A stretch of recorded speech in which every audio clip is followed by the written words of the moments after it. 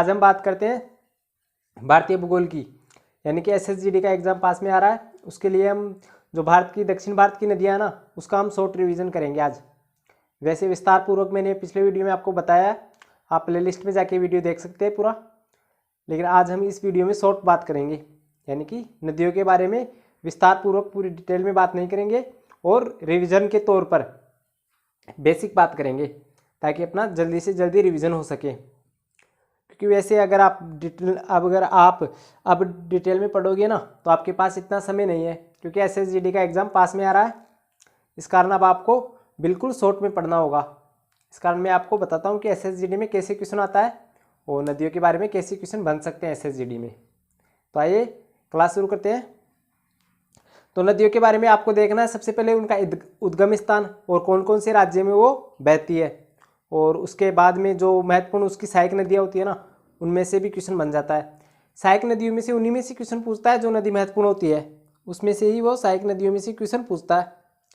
इस कारण एसएसजीडी में जो क्वेश्चन आता है ना, उसमें मेन क्वेश्चन तो आता है कि कौन सी नदी का उद्गम कहाँ से होता है और कौन से राज्य से होकर वो बहती है।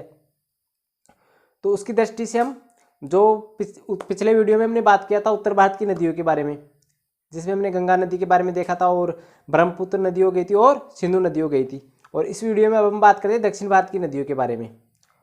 तो आइए क्लास शुरू करते हैं। सबसे पहले हम देखते हैं यहाँ पे, यानी कि पूर्वोत्तर की। पूर्वोत्तर में यहाँ पे है दामोदर नदी, जो कि हुगली नदी की सहायक नदी है। आपको मैंने पिछले चैप्टर में पढ़ाया था कि यहाँ से गंगा नदी का उद्गम होता है, तो यहाँ से जाके पश्चिम बंगाल में जाके 2 धाराओं में विभक्त हो जाती है। तो एक धारा बनती है हुगली नदी, जो पश्चिम बंगाल से होते हुए इधर बंगाल की खाड़ी में आके गिरती है, और दूसरी आगे जाती है गंगा की एक धारा बांग्लादेश में। तो ये 2 धाराओं में बढ़ जाती है। तो जो ये हुगली नदी है ना, इसकी सहायक नदी है दामोदर नदी, जिसका उद्गम कहाँ से होता है, तो दामोदर नदी का उद्गम होता है जो ये है ना झारखंड का क्षेत्र, झारखंड के छोटा नागपुर के पठार से होता है। दामोदर नदी का उद्गम कहाँ से होता है, झारखंड के छोटा नागपुर के पठार से होता है इसका उद्गम, और ये यहाँ पे जाके पश्चिम बंगाल में इसमें मिल जाती है हुगली नदी में। अगर दामोदर नदी की सहायक नदियों के बारे में अगर आप देखना चाहो, तो दामोदर नदी की सहायक नदियों के बारे में वैसे क्वेश्चन पूछता नहीं, क्योंकि इतनी महत्वपूर्ण नदी नहीं है। तो सीधा सा क्वेश्चन ये बनता है कि दामोदर नदी का उद्गम कहाँ से होता है और ये कौन सी नदी में जाके मिलती है। तो इसका उद्गम होता है झारखंड के छोटा नागपुर के पठार से, और इस यहाँ पे पश्चिम बंगाल में जाके इसमें मिल जाती है हुगली नदी में। और इसकी दामोदर नदी की अगर आप सहायक नदियों की बात करते हो, तो इसमें हो जाएगा कोनार, बोकारो और बराकर। ये 3 इसकी सहायक नदियाँ हैं महत्वपूर्ण, क्योंकि इनमें से क्वेश्चन बन सकता है। कौन कौन सी है, तो 3 नदियाँ हैं, कोनार, बोकारो और बराकर। इसकी ये 3 सहायक नदियाँ हैं, कोनार, बोकारो और बराकर। तीनों को आप ऐसे याद हो जाएगी, 1 2 3 बार बोलो आप इसे, 3 4 बार बोलना आप आँख बंद करके, आपको याद हो जाएगी। फिर से बोलो, कोनार, बोकारो और बराकर। ये किसकी सहायक नदियाँ हैं, दामोदर नदी की सहायक नदियाँ हैं। दामोदर नदी के बाद में आती है स्वर्णरेखा नदी। कौन सी आती है, स्वर्णरेखा नदी। इसका उद्गम भी झारखंड के रांची से होता है, यानी कि झारखंड के रांची जिले में स्थित है छोटा नागपुर का पठार, यहाँ से इसका उद्गम होता है स्वर्णरेखा नदी का उद्गम। और ये जाके इधर ये बंगाल की खाड़ी में जाके गिरती है दामोदर नदी। दामोदर नदी यहाँ से उद्गम होता है इसके झारखंड के रांची जिले से, और पश्चिम बंगाल बहते हुए बंगाल की खाड़ी में गिरती है स्वर्णरेखा नदी। यहाँ पे लिखा हुआ है, यह स्वर्णरेखा नदी, जिसका उद्गम झारखंड के रांची जिले से होता है, यानी छोटा नागपुर का जो पठार ना, वहाँ से उद्गम होता है इसका, और यहाँ से बहते हुए इधर आ जाएगी पश्चिम बंगाल में, और यहाँ से जाके इस बंगाल की खाड़ी में गिर जाएगी। अब हम बात करते हैं वैतरणी नदी की, यानी कि ये वैतरणी नदी यहाँ से इसका उद्गम होता है उड़ीसा से, और यहाँ से बहते हुए ये बंगाल की खाड़ी में गिरती है। इसके बारे में एग्जाम में क्वेश्चन नहीं आता है वैतरणी नदी के बारे में, और ये इतनी महत्वपूर्ण नदी नहीं है। लेकिन इसके बारे में एक क्वेश्चन बनता है, वो मैं आपको अभी बताता हूँ, क्योंकि ये नदियाँ ना तभी पूछेगी इसके बारे में अगर क्वेश्चन आएगा ना, तो वो ये क्वेश्चन आएगा कि जो वैतरणी है और ब्राह्मणी नदी है, इनके बीच का क्षेत्र है ना ये, तो ये बनता है धामरा डेल्टा। यहाँ पे 2 नदियाँ मिलके एक डेल्टा बनाती है। कौन सा डेल्टा है वो, धामरा डेल्टा।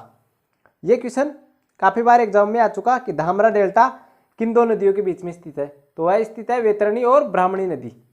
इस कारण एक क्वेश्चन बन जाता है इसके बारे में। वैसे तो वैतरणी नदी महत्वपूर्ण नहीं है, लेकिन वैतरणी नदी के बारे में क्वेश्चन आता है तो धामरा डेल्टा से क्वेश्चन आता है।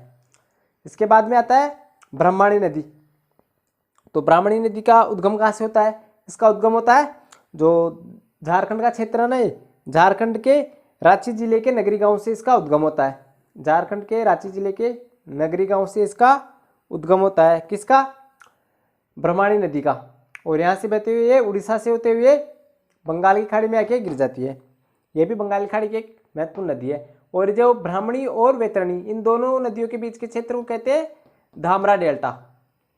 अगर क्वेश्चन ये है कि धामरा डेल्टा किन दो नदियों के बीच में स्थित है, तो वह स्थित है वैतरणी और ब्राह्मणी नदियों के बीच में स्थित है धामरा डेल्टा।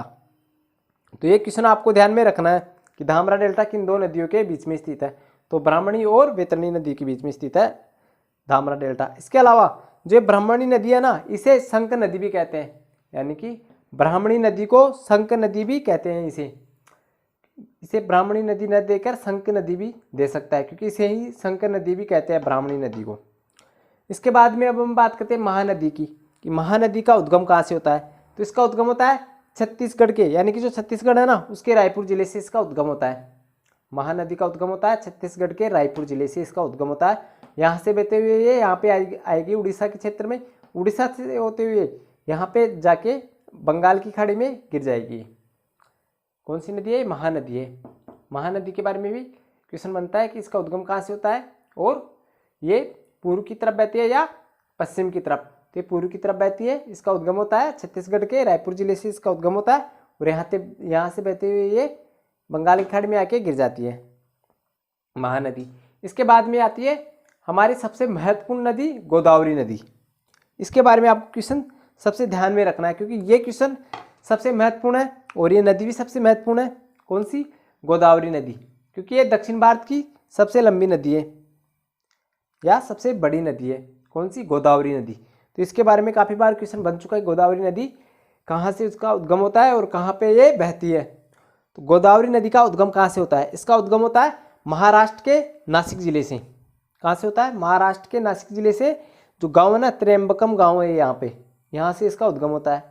और यहाँ से बहते हुए पहाड़ी गाँवों से बहते हुए यहाँ पे जो क्षेत्र पड़ता है, कौन सा है ये? हमारा पड़ता है तेलंगाना। तेलंगाना से होते हुए यहाँ पे आएगी इसमें आंध्र प्रदेश में, और यहाँ से बहते हुए इधर चले जाएगी बंगाल की खाड़ी में। तो ये दक्षिण भारत की सबसे लंबी नदी है गोदावरी नदी। इसका उद्गम कहाँ से होता है? इसका उद्गम होता है महाराष्ट्र के नासिक जिले के त्र्यंबकम गाँव से। कौन सा गाँव है? त्र्यंबकम गाँव है, वहाँ से इसका उद्गम होता है गोदावरी नदी का। और ये दक्षिण भारत की सबसे लंबी नदी है, और इसे ही वृद्ध गंगा या दक्षिण की गंगा भी कहते हैं। क्या कहते हैं इसे? वृद्ध गंगा या दक्षिण की गंगा। किसे कहते हैं? गोदावरी नदी को। ये क्वेश्चन आपको ध्यान में रखना है कि इसे क्या कहते हैं? वृद्ध गंगा या दक्षिण की गंगा कहते हैं गोदावरी नदी को। ये सबसे महत्वपूर्ण नदी है, दक्षिण भारत की सबसे लंबी नदी है। ये क्वेश्चन आ सकता है दक्षिण भारत की नदियों में से, एसएसजीडी में क्वेश्चन आएगा ना, तो इसमें से आने की 100% में से आपको 80% इसमें से आने का चांस रहता है। जो दक्षिण भारत की नदियों में से अगर क्वेश्चन आएगा ना, तो गोदावरी नदी से आ सकता है, क्योंकि काफ़ी एग्जामों में ये क्वेश्चन पूछा गया है कि दक्षिण भारत की सबसे लंबी नदी कौन सी है, तो वह है गोदावरी नदी। और इसे वृद्ध गंगा या दक्षिण की गंगा भी कहते हैं गोदावरी नदी को। तो ये क्वेश्चन भी आपको ध्यान में रखना है। साथ ही इसका उद्गम कहाँ से होता है? इसका उद्गम होता है महाराष्ट्र के नासिक जिले के त्र्यंबकम गांव से इसका उद्गम होता है गोदावरी नदी का। ये आपको दिख रही है, ये गोदावरी नदी है, यहाँ से इसका उद्गम होता है। यहाँ पे जाके जो ये क्षेत्र पड़ता है ना तेलंगाना, यहाँ पे बहते हुए आंध्र प्रदेश से होते हुए उधर निकल जाती है बंगाल की खाड़ी में। इसके बाद में अब हम बात करते हैं कृष्णा नदी की, जो कि एक महत्वपूर्ण नदी है। ये भी कृष्णा नदी का उद्गम कहाँ से होता है? कृष्णा नदी का उद्गम होता है महाराष्ट्र के महाबलेश्वर से, यानी कि महाबलेश्वर एक क्षेत्र है, यहाँ से इसका उद्गम होता है। महाबलेश्वर से इसका उद्गम होता है महाराष्ट्र के। यहाँ से बहते हुए ये क्षेत्र पड़ता है। कौन सा क्षेत्र है? ये क्षेत्र है कर्नाटक। यहाँ से होते हुए कर्नाटक से होते हुए यह है हमारा तेलंगाना, यहाँ से होते हुए आंध्र प्रदेश में आएगी और इधर से बंगाल की खाड़ी में गिर जाएगी। तो यहाँ से इसका उद्गम होता है और यहाँ पे जाके बंगाल की खाड़ी में गिर जाती है। साथ ही यहाँ पे मैंने आपको बता रखा है इसकी सहायक नदी है तुंगभद्रा। इसका उद्गम कहाँ से होता है? इसका उद्गम होता है कर्नाटक से होता है। इसका उद्गम कहाँ से होता है? कर्नाटक के गंगामूल स्थान से होता है, यानी कि कर्नाटक के गंगामूल स्थान के पास एक क्षेत्र पड़ता है काटूर। कौन सा क्षेत्र पड़ता है? काटूर, या कुछ किताबों में काडूर भी देखने को आपको मिल सकता है। तो आप काटूर याद रखना कि कर्नाटक के गंगामूल क्षेत्र के पास एक स्थान पड़ता है काटूर, वहाँ से इसका उद्गम होता है। तुंगभद्रा नदी का वहाँ से उद्गम होता है और यहाँ से बहते हुए ये यहाँ पे जाके इसमें मिल जाती है कृष्णा नदी में। ये कृष्णा की सहायक नदी है। ये इस कारण बता रहा हूँ कि कृष्णा की सहायक नदी में सबसे महत्वपूर्ण नदी है कौन सी, ये है तुंगभद्रा नदी। इसका नहीं क्वेश्चन आपको ध्यान में रखना है। अब इसके बाद में हम बात करते हैं पेन्नार नदी की। कौन सी नदी की, पेन्नार नदी की। पेन्नार नदी का उद्गम कहाँ से होता है, इसका उद्गम होता है कर्नाटक के जो दंती दुर्ग है ना, नंदी दुर्ग, कौन सा क्षेत्र पड़ता है, कर्नाटक में क्षेत्र पड़ता है नंदी दुर्ग। यहाँ पे ये आपको दिख रही है, मैं दूसरे ब्लैक से दिखाता हूँ आपको, ब्लैक मार्कर से। यहाँ पे जो ये क्षेत्र है ना, यहाँ से इसका उद्गम होता है पेन्नार नदी का, और यहाँ से बहते हुए ये इधर निकल जाएगी आंध्र प्रदेश से होते हुए बंगाल की खाड़ी में। पेन्नार नदी है, ये वैसे महत्वपूर्ण नहीं है लेकिन इसके बारे में क्वेश्चन आ जाता है कि इसका उद्गम स्थान के बारे में क्वेश्चन आ जाता है। उद्गम कहाँ से होता है इसका, कर्नाटक के नंदीदुर्ग की केसावा पहाड़ियों से होता है। कहाँ से होता है, कर्नाटक की नंदीदुर्ग की केसावा पहाड़ियों से, क्योंकि कभी कभी के पहाड़ियों का नाम भी पूछ लेता वो। तो कर्नाटक के नंदीदुर्ग की केसावा पहाड़ियों से इसका उद्गम होता है।